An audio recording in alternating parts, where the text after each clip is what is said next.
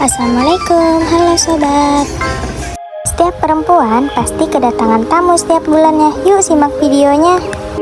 Menstruasi dikenal dengan berbagai sebutan seperti haid, mens, halangan, dan datang bulan. Apa itu menstruasi? Menstruasi adalah salah satu proses alami seorang perempuan, yaitu dekuamasi atau meluruhnya dinding rahim bagian dalam endometrium yang keluar melalui vagina. Menstruasi ini bisa terjadi mulai usia pubertas sampai menjelang menopause. Proses menstruasi dapat terjadi dikarenakan sel telur pada organ wanita tidak dibuahi. Hal ini menyebabkan endometrium atau lapisan dinding rahim menebal dan menjadi luruh yang kemudian akan mengeluarkan darah melalui saluran reproduksi wanita. 4 tahapan menstruasi yaitu fase menstruasi, fase folikular, fase ovulasi, fase luteal. FSH atau Follicle Stimulating Hormone berfungsi untuk membantu pertumbuhan dan kematangan folikel atau sel telur dalam ovarium. Ovarium sudah mulai matang, saatnya ovarium memproduksi hormon estrogen. Hormon estrogen berfungsi untuk mengatur mulainya siklus menstruasi pada wanita serta menunjang kehamilan yang sehat. Otak memerintah anterior pituitary, kelenjar yang berada di otak disebut master kelenjar untuk menghasilkan hormon dan mengatur kelenjar lainnya.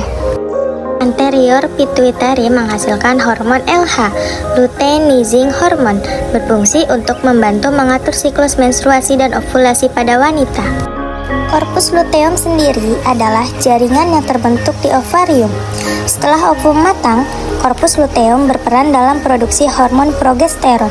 Hormon progesteron bekerja mempertebal dinding rahim untuk berjaga-jaga jika terjadinya kehamilan. Ovarium masuk ke dalam tuba falopi sambil menunggu apakah dibuahi oleh sperma atau tidak. Jika ovum dibuahi oleh sperma, maka terjadilah kehamilan. Setelah masa subur selesai, korpus luteum akan mengurangi produksi hormon estrogen dan progesteron. Setelah kedua hormon rendah, terjadilah menstruasi. Panjang siklus menstruasi terjadi antara 21 sampai 35 hari.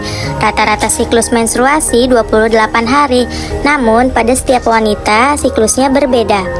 Bagaimana cara menghitung siklus menstruasi menggunakan kalender? Untuk lebih jelasnya, mari simak kasus berikut ini. Nona D mendapatkan menstruasi pada tanggal 8 Juni. Lalu, pada bulan berikutnya, Nona D mendapatkan haid di tanggal 5 Juli.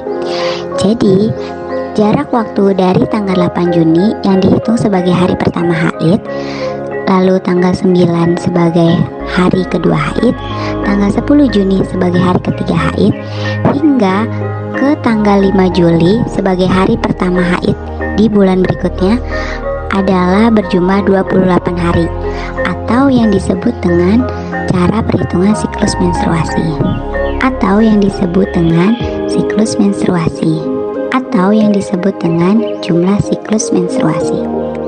Faktor yang mempengaruhi siklus menstruasi. Aktivitas fisik mempengaruhi keseimbangan hormon estrogen dan progesteron. Gangguan pada kadar hormon-hormon ini menyebabkan haid menjadi tidak lancar. Stres menyebabkan perubahan sistematik dalam tubuh, khususnya sistem syaraf dalam hipotalamus melalui perubahan hormon reproduksi. Status gizi. Penurunan berat badan akut akan menyebabkan gangguan pada fungsi ovarium, tergantung derajat ovarium dan lamanya penurunan berat badan. Selain itu, kenaikan berat badan berlebih atau obesitas juga dapat mempengaruhi siklus menstruasi. Pemakaian alat kontrasepsi. Segala macam jenis kontrasepsi hormonal dapat mengganggu siklus haid hingga memicu perdarahan di luar siklus haid. Untuk alat kontrasepsi dalam rahim, AKDR atau spiral memang tidak mengganggu siklus datang bulan, namun jumlah darah yang keluar bisa menjadi lebih banyak.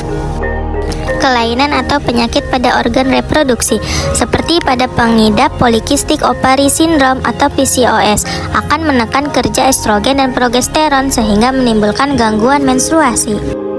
Jika sobat mengalami siklus menstruasi di luar dari yang dijelaskan, sebaiknya sobat menceritakan kepada orang tua atau tenaga kesehatan. Mari kenali kesehatan reproduksimu sejak dini.